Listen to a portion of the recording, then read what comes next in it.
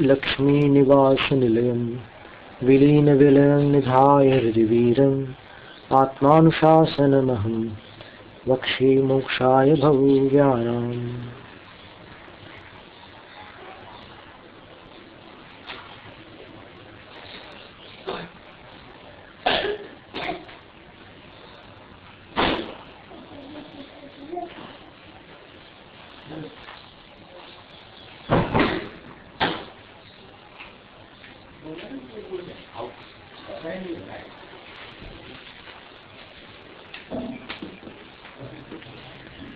भंक्त्वा भावि भवांश भोगि विषमान् भोगान् बुभुक्षुर्भृशं मृत्वापि स्वयमस्तु भीतिकरुणः सर्वान् जिघांसुर्मुधा।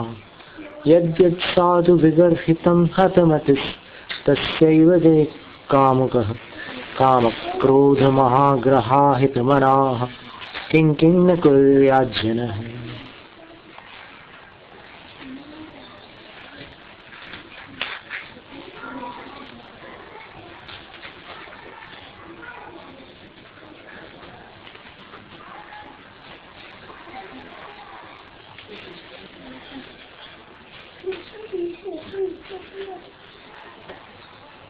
जो आगामी भावों में स्वर्ग आदिक रूप सुख वर्तमान के सांसारिक सुखों में डूबे हुए मनुष्यों के लिए विषम है, अर्थात आज जो संसार के सुखों में डूबे हुए हैं उनको स्वर्ग का सुख कभी प्राप्त नहीं हो सकता।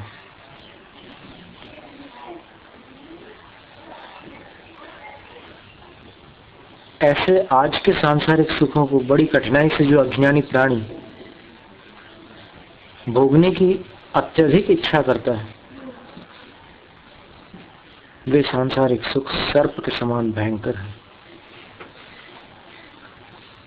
और भोगने की इच्छा करता हुआ भय और दया से रहित होकर स्वयं मरकर के भी दूसरों को मारने की इच्छा करता है।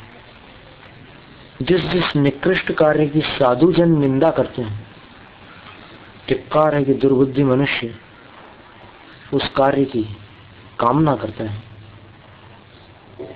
ठीक ही है, जिनका मन काम क्रोध आदि महाग्रहों से पीड़ित है, वे प्राणी कौन कौन सा निंद्य कार्य नहीं कर डालते, अर्थात वे सब निंदनीय कार्य कर डालते हैं।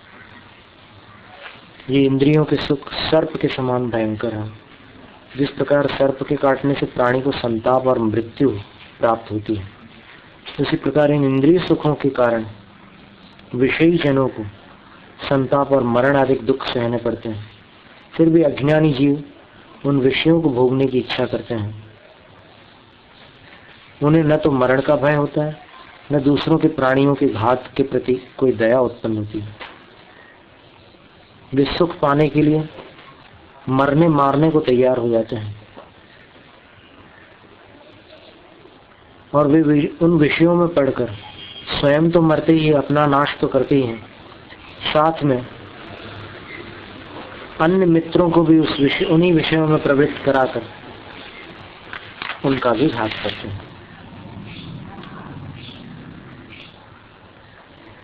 कामी मनुष्य की बुद्धि ऐसी भ्रष्ट हो जाती है कि वे जिस असदाचरण में प्रवृत्ति करते हैं उसकी साधुजन सदा निंदा करते हैं कि काम और क्रोध दुष्ट पिशाच के समान है।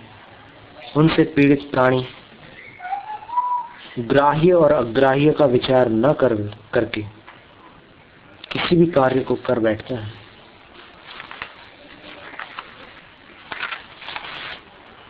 श्वो यस्याजनीयः स एव दिवसो यस्तस्य सम्पद्यते स यन्नान्न कस्यचिज्जगदिदं कालानिलोन्मूलितं भ्रातर्भ्रान्तिमपास्य पश्यसितरान् प्रत्यक्षमक्ष्णोर्न किं येनात्रैव मुहुर्मुहुर्बहुतरं बद्धस्पृहो भ्राम्यसि।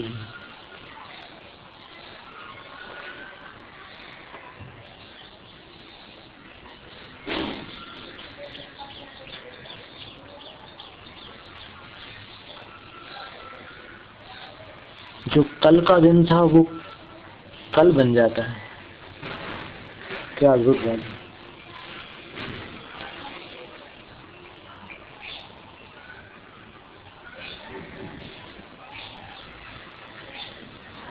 यानी जो कल का दिन था वो कल बन जाता है। 25 जनवरी को जिसका 26 को विवाह था वो उसके लिए विवाह का दिन था, कल का दिन। और 27 जनवरी को वही दिन कल का दिन बन गया।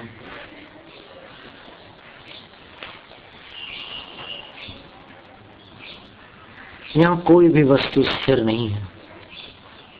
सारा संसार काल रूपी वायु से परिवर्तित होता रहता है। हे भाई, क्या तुम भ्रम छोड़कर आंखों से प्रत्यक्ष नहीं देख रहे हो, जिससे कि नश्वर बाह्य वस्तुओं में बार बार इच्छा करते हुए लंबे समय से भटकते चले आ रहे हो?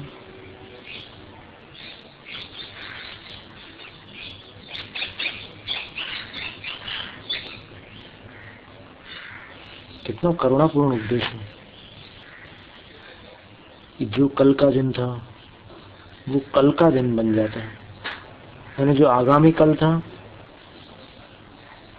क्या बोलते हैं गुजराती में, एक आवती काल बोलते हैं, गई काल। तो 25 तारीख तक तो आवती काले थवानु छे और 27 तारीख को गई काले थई गई। ये स्थिति बनती है। तो इस जगत में कुछ भी स्थिर नहीं है, क्योंकि काल की वायु से सब कुछ चंचल है, सब कुछ अस्थिर है। ये भाई, भ्रम को छोड़कर एक बार अच्छे से देख तो सही। क्यों नहीं देखता? सिर्फ एक इच्छा लगा करके तू यहाँ संसार में भटक रहा है, ये चीज मिल जाए, वो मिल जाए, ये चीज बनी रहे। कुछ बना रहता है क्या? जो बनता है वो बिगड़ता है, वो मिटता है। बनने वाली वस्तु नियम से मिटती भी है। संसारे नरकादिश स्मृति पथे प्युद्वेग कारण्यलं दुःखानि प्रतिसेवितानि भवता तान्येव मे वासताम् तत्तावत् स्मर सस्मर स्मृतिशिता पांगैरनंगायुधैः वामानां हिमदग्ध मुग्ध तरुवत् यत् प्राप्तवान निर्धनः। बोल, जो चीज बहुत पुरानी बीत चुकी है, जन्म जन्मांतरों में नरक जानवर आदि योनियों में तूने जो भी दुख प्राप्त किए हैं, बहुत कष्टकारी, बहुत भयंकर दुख थे, उनको रहने दो। वो जैसे थे वैसे रहने दो। लेकिन अभी इस जीवन में तुम अपनी आंखों से जो देख सकते हो उसको देखो। एक गरीब आदमी है और उसका किसी के प्रति लगाव हो गया है, और लगाव होने के कारण वो उसको पाना चाहता है, और वो उसको पाने के लिए पागल हो गया है। पागल यानी एकदम दीवाना जैसा हो गया है। मेंटली पागल नहीं, लेकिन इच्छा से पागल हो गया। तो उसकी क्या दशा होती है ये तुम अपनी आंखों से आज देख सकते हो।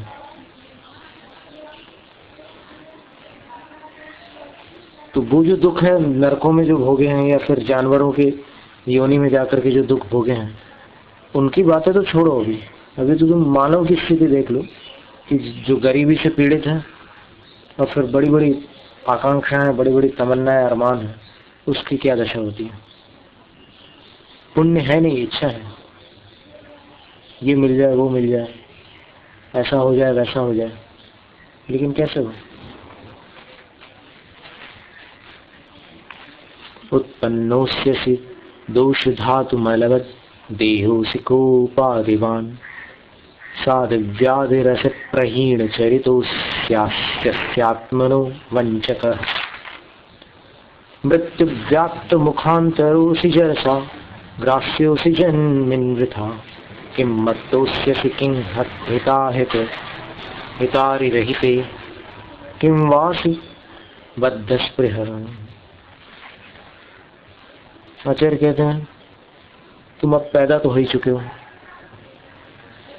और जो तुम्हारा शरीर है इसमें 7 धातुएं भी हैं, इस शरीर में अनेक प्रकार के मल भी हैं, और अभी तुम्हारे अंदर क्रोध, अभिमान आदि भी भरे हुए हैं, कौन नकार सकता है। फिर तुम्हें मानसिक चिंताएं भी हैं, कुछ शारीरिक तकलीफें भी हैं तुम्हारे साथ, और अभी तुम व्रती भी नहीं बने हो, या फिर अभी तुम मतलब अपने आचरण में सुदृढ़ नहीं हो पाए हो, और अभी तुम अपने आप को भी ठग रहे हो, और यमराज के खुले हुए मुंह के अंदर तुम बैठे हुए हो, और बुढ़ापा भी तुम्हें ग्रसने वाला है। तो फिर जब इतनी विकट स्थिति है तुम्हारी, तो हे संसारी प्राणी, तुम अपनी भलाई के दुश्मन क्यों बन रहे हो, अपने हित के शत्रु क्यों बन रहे हो, और ऐसा पागलपन क्यों कर रहे हो, और अपने अहित के प्रति तुम्हें इतनी ज्यादा क्यों लगन लगी हुई है, क्यों तुम अपने अहित की आकांक्षा करते हो। उग्र ग्रीष्म कठोर घर्म किरण स्फूर्जत गभस्तित प्रभई संतप्तः सकलेन्द्रियैरयमहो संवृद्ध तृष्णो जनः अप्राप्याभिमतं विवेक विमुखः पाप प्रयासाकुलः तोयोपान्त दुरंत कर्दम गत क्षीणोक्षवत् दृश्यते। देखो कैसे संसारी प्राणी संसार में पीड़ित हो रहा है। तो आचार्य कहते हैं कि उग्र ग्रीष्म काल की कठोर सूर्य किरणों से संतप्त, तपा हुआ,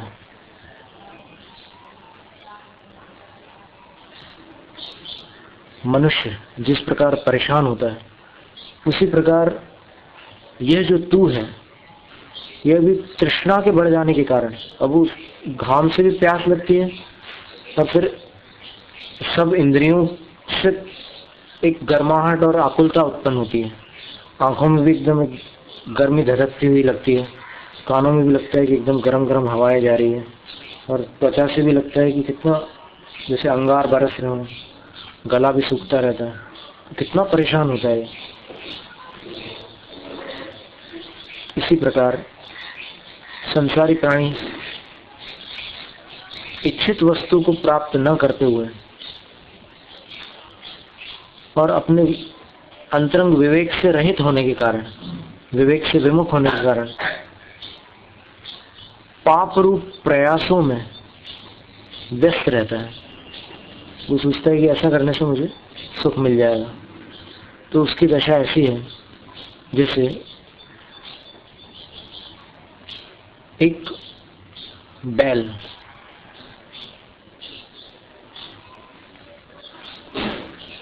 पानी तो देख रहा है कि वहां पानी है, अब पीने के लिए जैसे जा रहा तो यहाँ बीच में जो दलदल है उसमें फंस गया है, उसको पानी भी नहीं मिल पा रहा है और यहाँ से निकलना भी नहीं हो पा रहा है। तो इस प्रकार जैसे संसारी प्राणी, जैसे ये बैल उस कीचड़ में फंस जाता है, वैसे जिसके अंदर विवेक नहीं है, ऐसा संसारी प्राणी पापों में फंस जाता है।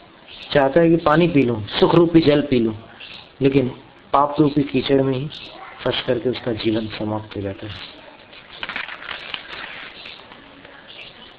लब्धेन्धनो ज्वलत्यग्निः प्रशाम्यति निरिन्दनः ज्वलत्युभयथाप्युच्छै रहो मोहाग्निरुत्कटः। बोले कि जो साधारण अग्नि है उसमें आप जलने योग्य वस्तु डालते रहो तब तक वो अग्नि प्रज्वलित होती है, और निरिंदन प्रशाम्यति, अगर ईंधन समाप्त हो जाए तो शांत हो जाती है। लेकिन ये मोह रूपी उत्कट अग्नि ऐसी विचित्र है कि आश्चर्य पैदा होता है। कि इसमें आप ईंधन डालो तो भी जलती है, न डालो तो भी जलती है। यानी इच्छा की पूर्ति हो तो भी आकुलता रहती है, और इच्छा अपूर्ण हो तो भी आकुलता रहती है। इसलिए मोह की अग्नि बड़ी विकट है। कि मर्माण्य भिनन्न भीकर तरु दुष्कर्म गर्मुद्गण किं दुःख ज्वलनावली विलसितैर नालीदेहश्चिरम् किं गर्जद्यमतूर भैरव रवान् नाकर्णयन् निर्णयम् येनायन्न जहाति मोह विहितां निद्राम भद्राञ्जनः।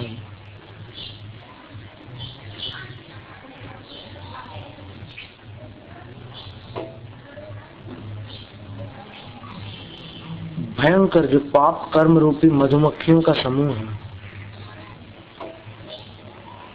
उन पापों ने, उन पाप रूपी मधुमक्खियों ने क्या तुझे नहीं काटा? कई बार काटा। माने तेरे मर्माणी अभिनत, तेरे मर्म स्थानों, मतलब जैसे कुछ ऐसे स्थान है शरीर के जहां पर कोई पीड़ा सहन नहीं होती, जैसे ये हिस्सा है, या फिर ये छाती वाला हिस्सा है, ये कान के पास के हिस्से, ये हिस्सा है, या फिर और भी कोई ऐसे हिस्से हैं शरीर के जहां कोई भी वेदना सहन नहीं की जा सकती। तो क्या पाप रूपी मधुमक्खियों ने तेरे इन मर्म स्थानों को नहीं डसा है? इसका उत्तर है कि डसा है।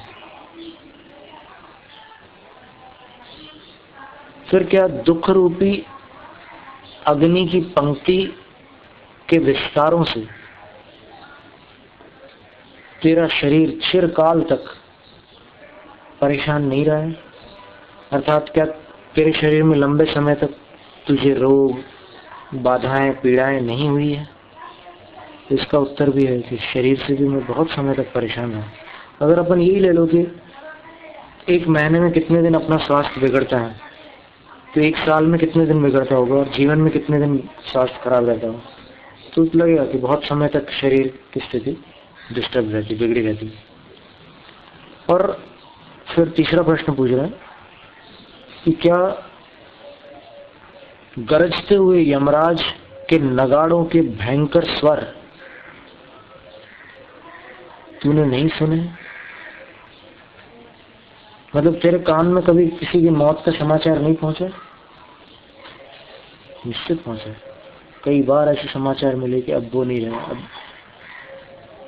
आचार्य भरत सागर जी चले गए, फिर यहाँ बेनजीर भुट्टो चली, मतलब कितने समाचार मिलते हैं यमराज। तो हमें आश्चर्य होता है कि इतनी भयानक स्थिति में तुम जी रहे हो, और मोह की खोटी निद्रा में तुम एकदम मग्न होकर के सो रहे हो। ऐसे वातावरण में सोया जाता है? कभी भूकंप आता है तो लोग घर से बाहर भाग जाते हैं, लेकिन तुम्हारा तो निरंतर ये सब चालू है, लेकिन फिर भी तुम जागृत नहीं हो रहे। अपने मोह की निद्रा में तुम सोए हुए हो। तादात्म्यन्तनुभविष्यदानुभवनं पाकस्य दुःकर्मणो व्यापार समयं प्रकृतिभिर् गाढं स्वयं बंधनम निद्राविश्रमणं वितेः प्रतिभयं शश्वन्दितिश्च ध्रुवं जन्मिन् जन्मनि ते तथापि रमसे तत्रैव चित्रं महत्। सबसे बड़ा आश्चर्य क्या है?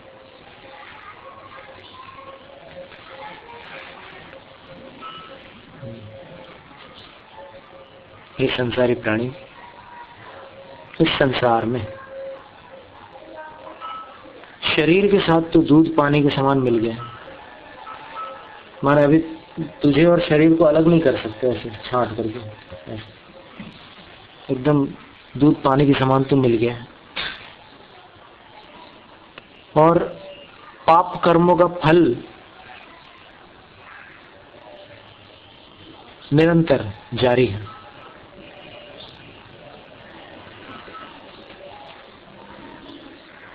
और नवीन कर्मों का बंधन भी प्रति समय चल रहा है। और कैसे है वो कर्म बंधन? गॉड है, निविड है, सशक्त है।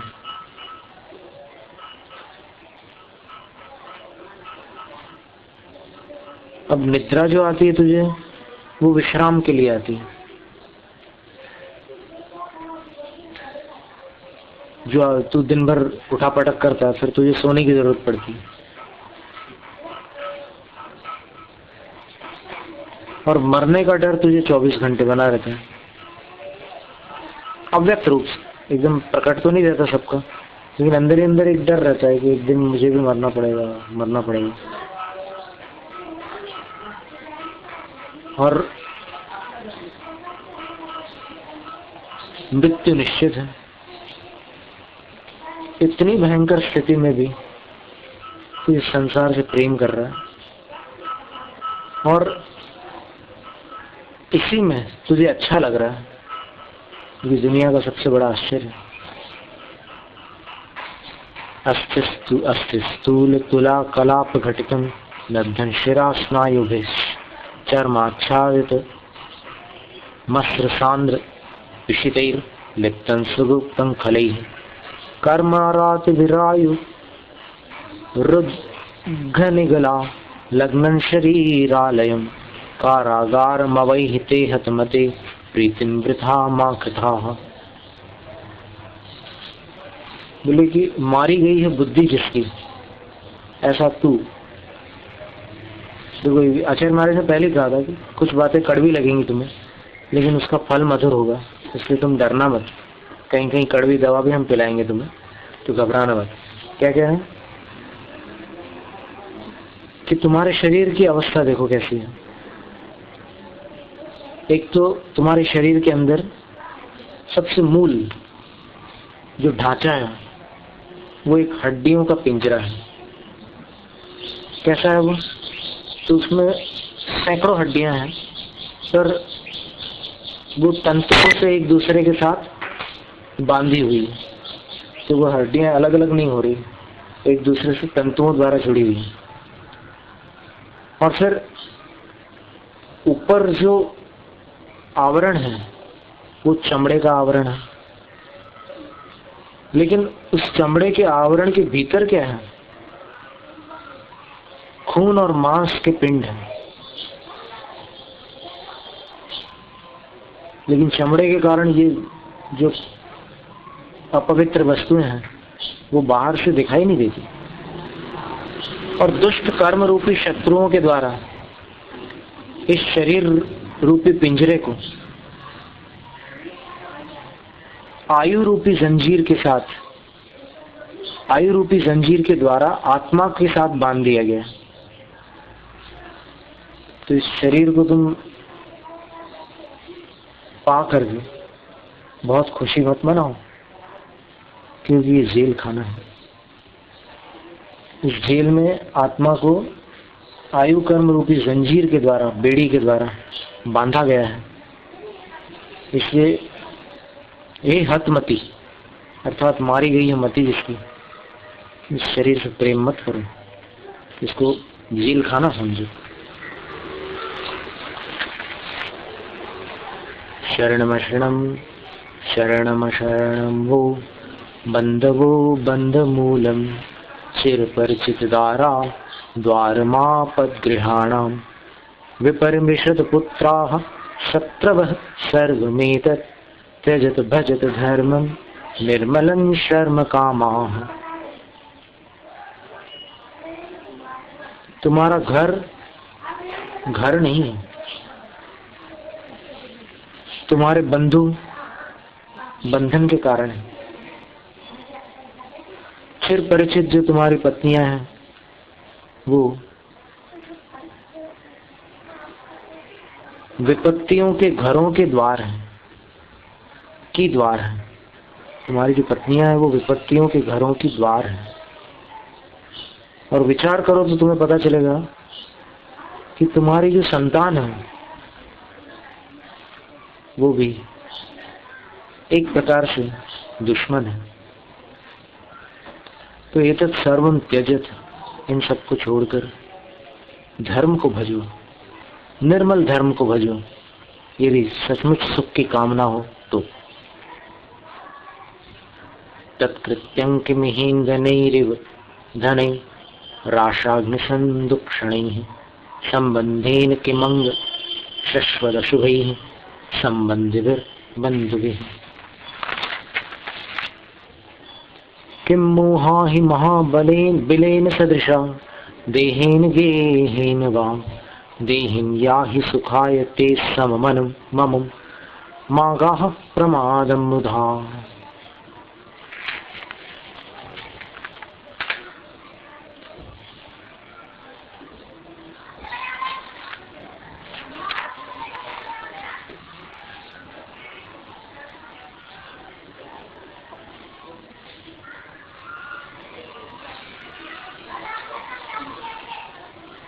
उस पैसे से क्या लाभ है जो ईंधन के समान आशा रूपी अग्नि को वृद्धिंगत करता है।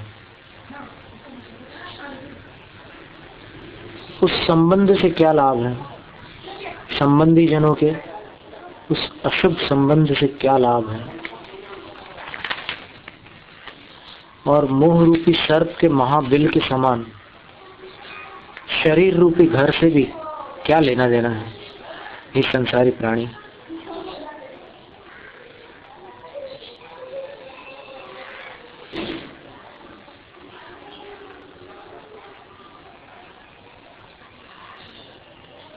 या ही सुखाय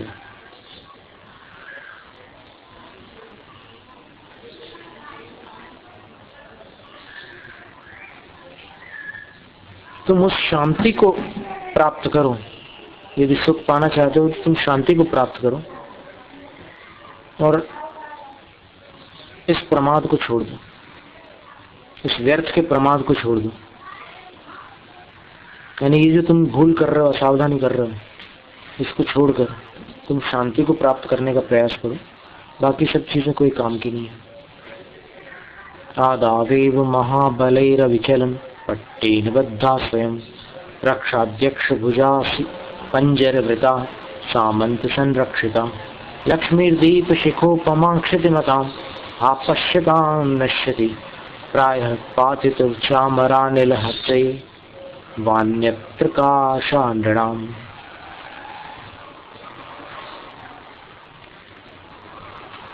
जैसे चंवर को ऐसे नीचे करते हैं ना, ऊपर से सफेद सफेद बाल रहता राजा के आजू बाजू, तो उसकी हवा थोड़ी देर लगती है फिर शांत हो जाती है। तो वो बार बार करते रहो दिन भर तो वो हवा मिलती रहती है। तो ऐसा वैभव, बड़े बड़े राजाओं का जो वैभव है वो कैसा है? तो सर्वप्रथम बलवान राजाओं ने पट्ट से उस वैभव को बांधा था, यानी चक्रवर्ती पद को प्राप्त किया था। और जो रक्षाध्यक्ष थे, सेनापति, उनकी भुजाओं के तलवारों से वो लक्ष्मी सुरक्षित थी। लेकिन इतनी सुरक्षित और इतनी बड़ी विशाल लक्ष्मी भी, उन चक्रवर्तियों की विभूति भी देखते देखते नष्ट हो गई।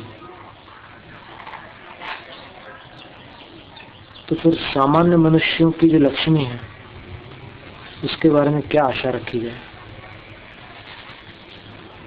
जब इतने बड़े बड़े चक्रवर्तियों की लक्ष्मी, जिसके लिए तो बड़े बड़े रक्षाध्यक्ष नियुक्त थे और जो तलवार ले लेकर के उसकी रक्षा करते थे, वो भी देखते देखते समाप्त हो गई, नष्ट हो गई। सोहम चक्रवर्ती का मालूम है ना आपको? जब वो उस फल के खाने के लिए रसोइये के साथ जाने लगा तो यहाँ से 9 निधियां बिल्कुल विलीन हो गई और 14 रत्नों में से सब गायब होने लग गए और फिर सब अपशकुन होने लग गए। तो फिर मंत्रियों को लगा कि अब राजा लौट के नहीं आ पाएंगे। सबने समझाया, सबने रोका, लेकिन फिर भी राजा तो राजा था, वहां जाकर समाप्त हो गया और यहाँ से उसका पूरा वैभव चला गया। चक्रवर्ती का वैभव उसके पुत्र को भी नहीं मिलता।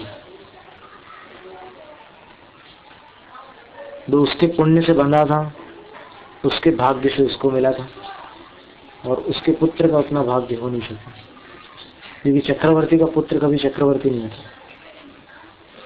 ये नियम है संसार का कि तीर्थंकर के सामने तीर्थंकर नहीं जा सकते, नारायण के सामने नारायण नहीं, चक्रवर्ती के सामने चक्रवर्ती नहीं। ये एक समय में एक ही रहता है।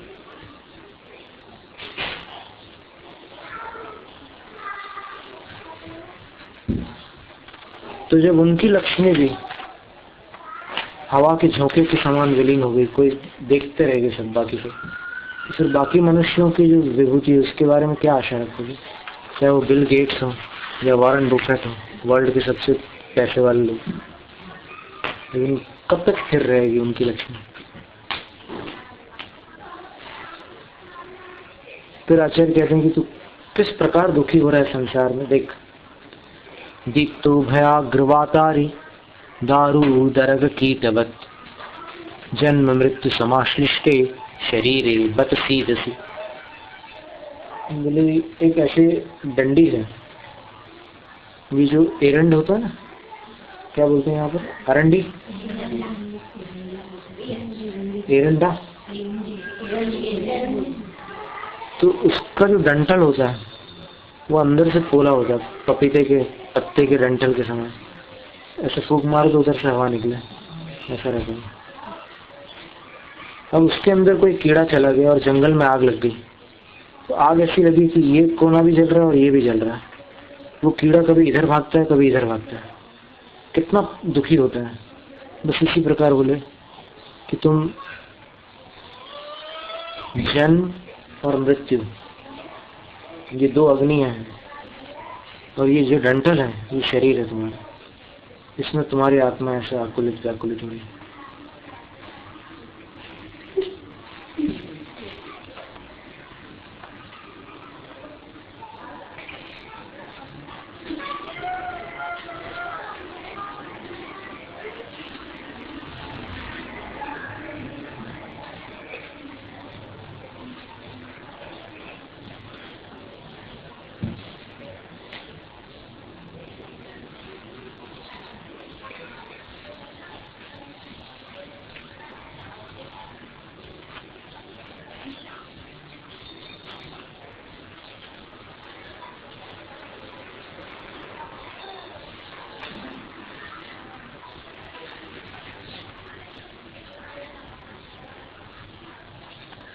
नेत्रादीश्वर चोदितः सकलुषो रूपादि विश्वाय किं प्रेष्य सीद कुत्सित व्यतिकरै रंहांसलन बृंहयन् नीत्वा तानि भुजिष्यतामकलुषो विश्वं विसृज्यात्मवान् नात्मानन्देन सत्सुखी धृतरजाः तद्वृत्तिभिर्निर्वृतः। बोले तो इंद्रियों के स्वामी से प्रेरित होकर, कलुषित मन वाला बनकर, क्यों उनका नौकर बना हुआ है, मन का दास गुलाम बनकर के तो क्यों विषयों में डूबा हुआ है? और कितने पाप कमा रहा है तू, सिर्फ पापों की तो वृद्धि कर रहा है इंद्रिय सुखों को पाने के चक्कर में। तो एक काम कर, उन इंद्रियों को और मन को अपने वश में कर ले और अपने मन को कलुषता से रहित बना ले, और सब कुछ छोड़कर तू अपना बन जा। एक बार मन का और इंद्रियों का मत गुलाम बन, तो तू सचमुच सुखी हो जाएगा और सद आचरण द्वारा तू तृप्त हो जाएगा, कर्मों से मुक्त हो जाएगा, सिद्ध हो जाएगा। फिर बुद्धदास जी ने जो दोहा लिखा ना उसमें, दाम विना मेरे धन दुखी कृष्णावश धनवान कहीं न सुख संसार में सब जग देखो छान। तो यहाँ आचार्य महाराज कह रहे हैं, अर्थिनो धनम अप्राप्य धनिनो व्यवितृप्तितः कष्टं सर्वे सीदन्ति परमेकः सुखी सुखी। पैसा चाहने वाले पैसा न पाकर दुखी, दाम विना निर्धन दुखी, और पैसा पाने वाले और पाने की इच्छा से दुखी है, क्योंकि जितना मिला है उसमें तृप्ति नहीं है, इसलिए दुखी है। तो बड़े दुख की बात है कि सब दुखी हैं, पैसे वाले भी दुखी हैं और गरीब भी दुखी हैं, सिर्फ एक सुखी है। वो कौन है? साधु सुखी है, बाकी सब दुखी है। परम एक सुखी सुखी। परायत्तात् सुखात् दुःखं स्वायत्तं केवलं वरम् अन्यथा सुखिमान नामानः कथमाशांस तपस्विनः। देखो, पराश्रित सुख से अच्छा है स्वाश्रित दुख। अगर ये बात सच न होती तो फिर संसारी जीव दुखी क्यों और साधु सुखी क्यों होते? नहीं है समझ कि सांसारिक जीवों का जो सुख है वो पराश्रित है, पराश्रित होने के कारण सुख भी दुख है ना। पराधीन सपने हो सुख नहीं, पराधीन होने के कारण वो सुख भी दुख है। और साधु तपस्या कर रहा है लेकिन अपनी इच्छा से कर रहा है, इसलिए वो तपस्या का कष्ट स्वाधीन होने के कारण सुख रूप है, दुख रूप नहीं।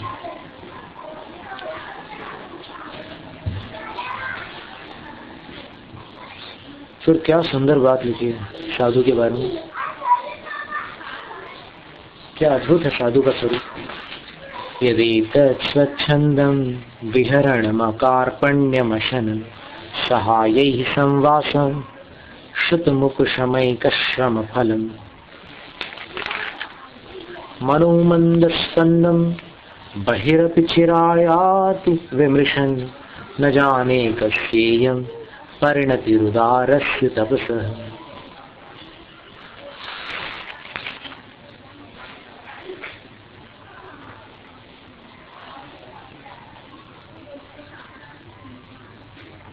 जहाँ इच्छा हुई, जब इच्छा हुई, साधु विहार कर लेते हैं। साधु आहार के लिए जाते हैं तो कभी भी दीनता के साथ आहार ग्रहण नहीं करते। जो दिया उसमें संतुष्ट, न दिया उसमें कोई खेद खिन्नता नहीं है, स्वाभिमान के साथ आहार लेते हैं। और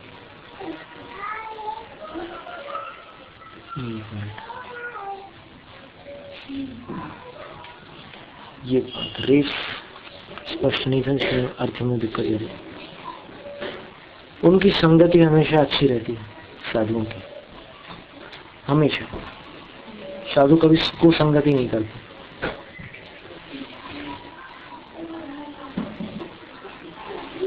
शांति ही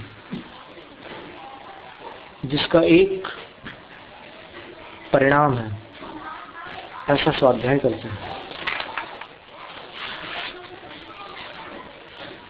मन की तरंगे बहुत धीमी है साधु जी, तरंगे ऐसी लहरें नहीं उठ रही तूफानों जैसी, शांत धीमी छोटी छोटी तरंगे आती है मन में।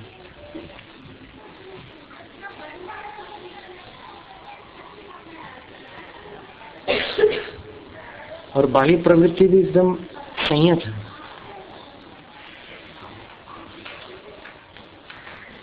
बहुत समय तक मैंने इस पर विचार किया है, पर फिर भी मेरी समझ में नहीं आया कि ऐसा जीवन किस जन्म की कौन सी महान तपस्या का फल है कि ऐसा जीवन मिला साधु जी में। क्या अद्भुत है, किस महान तपस्या का यह परिणाम है।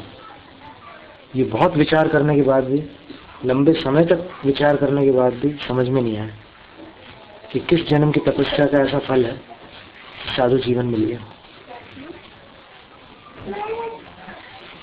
विरतिरतुला शास्त्री चिंता तथा करुणा परा मतिरपि सदैकांतध्वांत प्रपंच विभेदिनी अनुशन्न तपश्चर्या चान्ते यथोक्त विधान तो भवति महतान नाल्पस्येदं फलं तपसु विधे। अतुलनीय त्याग, शास्त्रों में जो कुछ आया है उसका चिंतन, उत्कृष्ट करुणा, और बुद्धि भी मन के दुराग्रह का विनाश करने वाली, मिथ्यात्व के अंधकार का नाश करने वाली, और उपवासों के साथ तपश्चर्या अंत समय में, मृत्यु के दिन उपवास करना श्रेष्ठ माना गया। अंतिम दिन उपवास पूर्वक शरीर का छोड़ना, और यथोक्त विधान माने जैसी विधि है उसके अनुसार, वो पता चल जाता है, पहले पूर्वाभास होता है, निर्मलता इतनी आ जाती है कि मालूम पड़ जाता है। जैसे उन्होंने बता दिया था ना सिद्धप्पा स्वामी ने कि सूर्योदय के इतने समय बाद और अमुक तिथि पर मैं शरीर छोड़ दूंगा, है ना, मेरी आयु पूर्ण हो जाएगी। तो ये सारी चीजें हैं, कोई छोटे मोटे तपस्या का फल नहीं हो सकता, महान तपस्या का फल है।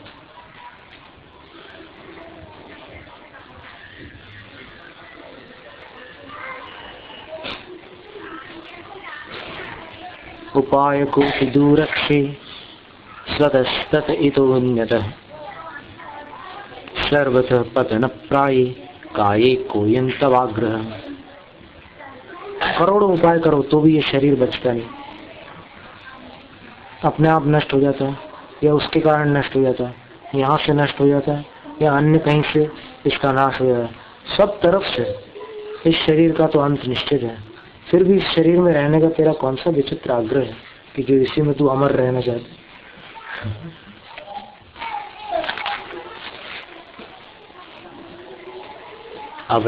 अवश्यम नश्वरैरेभि रायुः कायादिभिर्यदि शाश्वतम पदमायाति मुधायात मवैहिते। बोले कि अवश्य नष्ट होने वाले ये आयु है, शरीर आदि है, इनके माध्यम से भी मोक्ष पद प्राप्त हो सकता है। तो फिर तो ये समझ ले कि बहुत सस्ते में मिल गया ये मोक्ष। ये आयु और फिर ये शरीर, इनके बदले अगर मोक्ष मिल जाए तो ये समझ के बिल्कुल फ्री में मिल गया, कुछ नहीं गया तेरा, मतलब कुछ खर्च नहीं हुआ, बहुत सस्ते में मिल गया।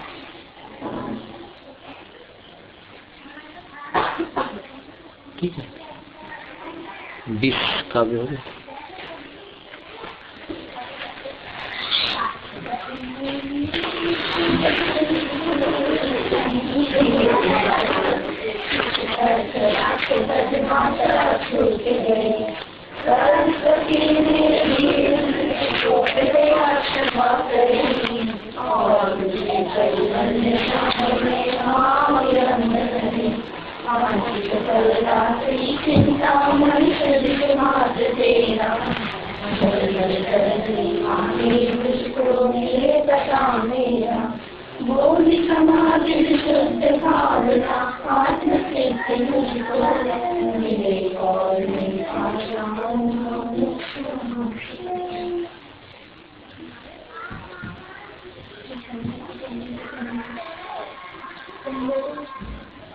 Thank you.